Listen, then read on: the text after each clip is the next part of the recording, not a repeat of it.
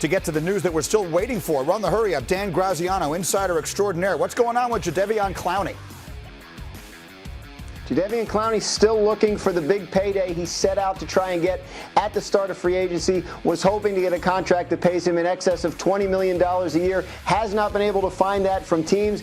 The Seattle Seahawks still lurking, would love to have him back, though not at that price. If they wait out the market, it may be that he returns to Seattle, where he played well for them last year. Pretty remarkable. How about Jacoby Brissett? Jacoby Brissett, the big day on Jacoby Brissett is Sunday. On Sunday, he has a $7 million roster bonus that becomes guaranteed. No one's going to trade for him before that, because if you do, you have to take on $15 million as opposed to just $8 million. So if the Colts are going to move him, they're probably not going to get calls until next week. I believe the Colts are fine with having Jacoby Brissett on next year's roster as Phillip Rivers' backup, but that doesn't mean they wouldn't pick up the phone if someone called. And at $8 million in salary and bonus, he could be a very appealing option to a team looking for quarterback depth or to add to their quarterback competition. And speaking of quarterbacks, we're seeing Cam Newton. What's going on with him? Well, nothing right now, Greeny. They've been trying to trade him, but they haven't had success. And the likely outcome, as we've been saying for a couple days, is that they will end up releasing him and he'll go on the market with these other free agent quarterbacks. Not a great year to be in Cam Newton's position. Other free agent quarterbacks on the market that could be appealing, including, Jameis Winston. But and when you figure Cam Newton is coming off a serious foot injury, teams aren't going to be able to bring him in and examine him and see how healthy he is. So could be a while before we see Cam Newton land anywhere. All right, so those are the ones that we're waiting on. This morning, we got one we've been waiting on. Todd Gurley was not a free agent long. He was released by the Rams yesterday, and today he has reached an agreement with the Atlanta Falcons. Our Jordan Schultz tells us it is a one-year deal. So, Graziano, I'll come back to you. What can you tell us about Todd Gurley headed to Atlanta? Well, he's headed to Atlanta, where they're looking for help in the run game. It's back home for him. It's a great fit. Interested to see the numbers on a one-year deal. You look at this is Todd Gurley 2 years ago was getting a historic running back deal that he thought and hoped would reset the running back market. And what it did instead was probably push teams the other way in terms of how much or how little they want to pay running backs. When you look at guys that are up for extensions here pretty soon, Alvin Kamara, Joe Mixon, Dalvin Cook, Derrick Henry, I think it's going to be very, very hard for these guys to find the contracts of their dreams. And part of the reason is teams will be able to point to the Todd Gurley contract with the Rams and say he got cut 2 years after signing that. That goes to show that we're not in the business of wanting to pay running backs. So Gurley could end up being a cautionary tale for teams as they much. What do you make of that? This notion that players around the league who have options might be now looking at Tampa and saying that's the place I want to go. Well, listen, I agree with it because there's a couple good points here. Number one, you're talking about playing with the greatest quarterback of all time in Tom Brady, so that's attractive in and of itself.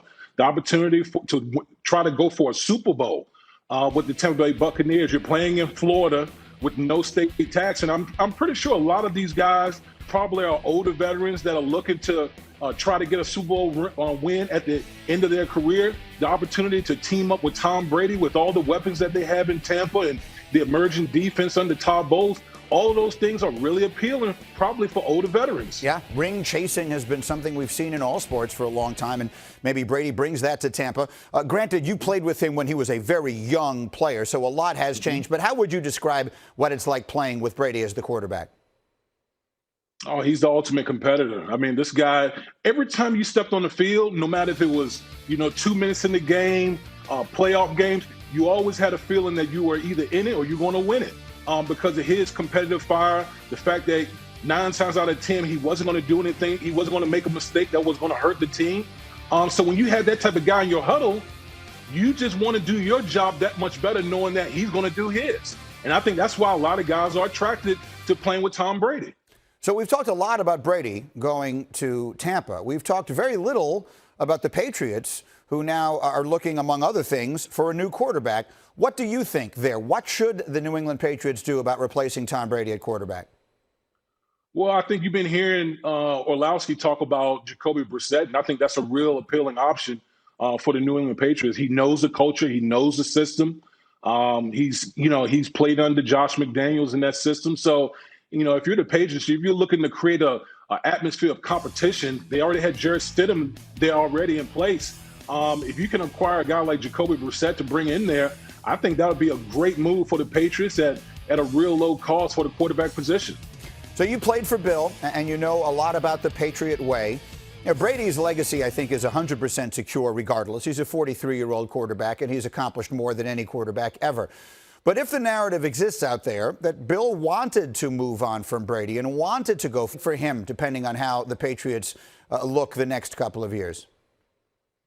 Well, listen, I think both of those guys are, they're alphas. They're the greatest of all time, in my opinion. But I think the question that everyone wants to know is, okay, can Bill has built this culture, this Patriot way.